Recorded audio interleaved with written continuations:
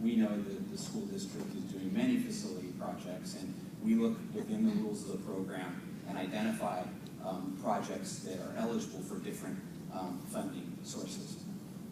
Once we identify a funding source, our meal ticket, so to speak, to get in line for funding is that we have the state architect approve the project plans, and we also have the State Department of Education approve the project plans. As you may know, the Division of State Architect approval of the project plans is done on every project that requires a review, which is most significant construction projects.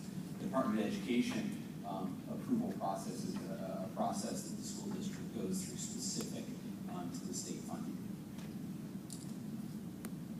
We have various times in our state where the state has money and other times where the state doesn't have money.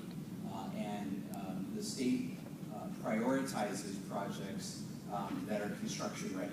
So you get in line once you have those approvals that I talked about. They do an administrative review of your application. You work with them to determine how much funding the project's entitled to, and then you wait for the money. If you have a project that's construction ready, which you do here in West Contra Costa, that gives you a priority in line when the state has funding. If the state doesn't have funding, then we continue to get in line, and I think folks that have heard me speak to this before, the golden rule is that you can never guarantee that you'll get money by getting in line, but you can guarantee you won't get money if you don't get in line. So we go through an active and rigorous process, making sure that we're identifying eligible projects and that we're getting in line for those projects to best position the district that's outside funding. So talk just a little bit about the funding strategy and the benefits of the state funding program.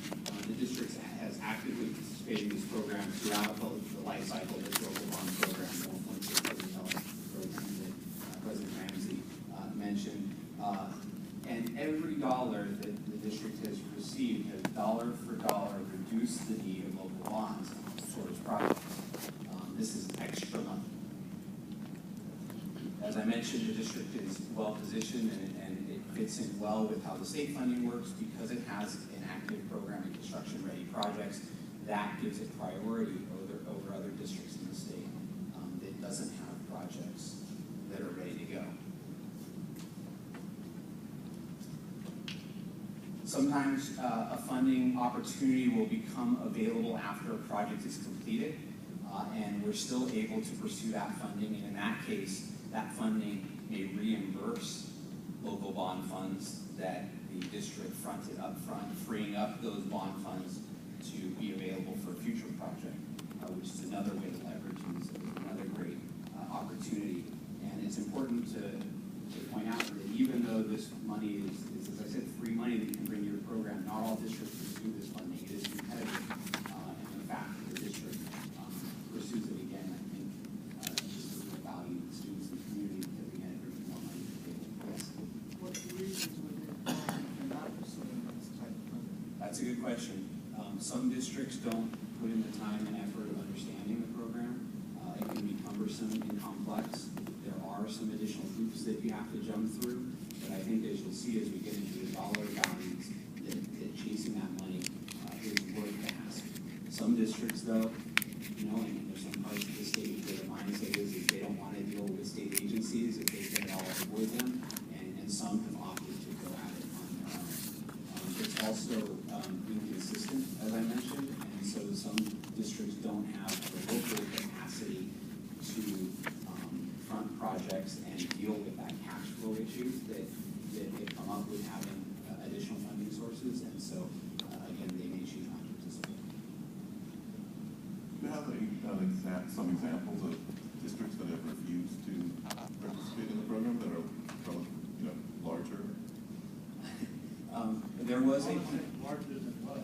Well, of the ones that you can think of, the couple of the largest ones in that set of school districts you can think of that choose not to participate. Sure, and I think there's a distinction. I think that there's some districts that don't participate at all, and there aren't as many as those, but there are also districts that don't participate at the level that this district does and aren't as aggressive in their pursuit. I know that there was a time, I don't think it's true now, but I think there was a time when San Diego Unified School District didn't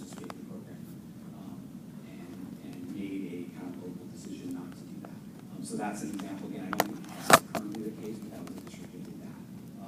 You will also see, and sometimes there's smaller districts or rural districts, or again, located in certain parts of the state that they don't need process, and they will choose not to participate.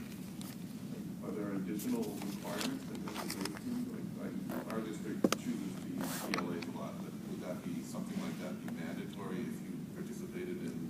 A PLA isn't mandatory, but for example, having prevailing wage monitoring is mandatory, so that's a requirement.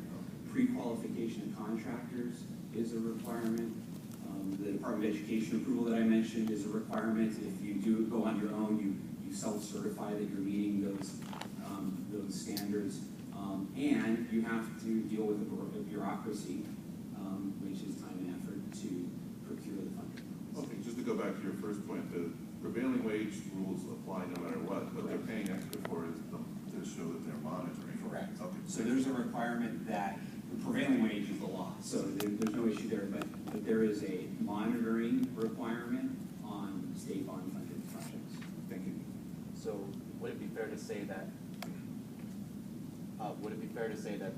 that means that certain elements of the PLA are required under these programs? That is correct, and another way to say that is because the district has a PLA, the State Department of Industrial Relations doesn't monitor West Contra Costa's projects in districts where there aren't a PLA, because you don't have a system by which workers have a grievance process and that sort of thing.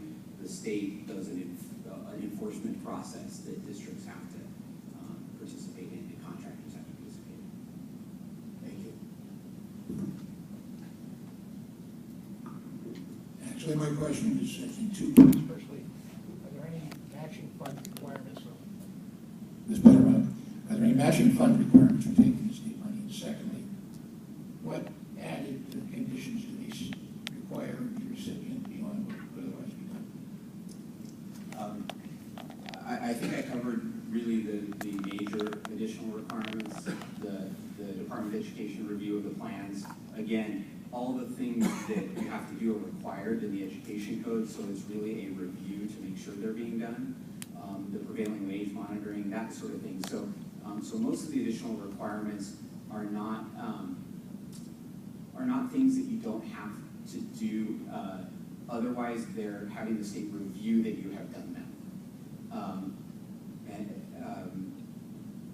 There are some audit requirements through the state agency that provides the funding, so they make you do some reporting to make sure that you spend the money on the project, that sort of thing, that's tied to receiving the money. But in terms of building the project, there are not many additional requirements. And then if you could restate your second part of the question for me. Actually, the first part was, is there any requirement for the district to contribute any matching funds? Oh, yeah, yes, it is a match program.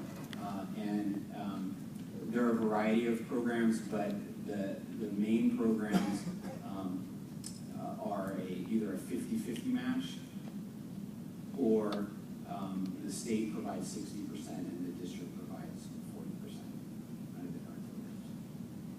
I have So- a question for the board, government citizens. When you actively pursue matching funds, do you use existing staff to handle it and to process the paperwork? It's a combination, we work with staff and Mr. Peck. He's the one who deals with our eligibility, and he's the one who works with staff to package the information to different agencies to determine eligibility, to let us know what's coming. They participate as a consultant. Okay, thank you.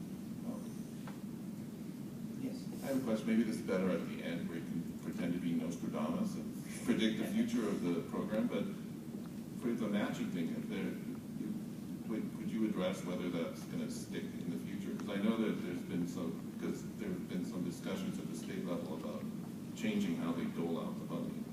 So if you could do a kind of prediction slide at the end. Yeah, and I have a little future outlook, and I can get into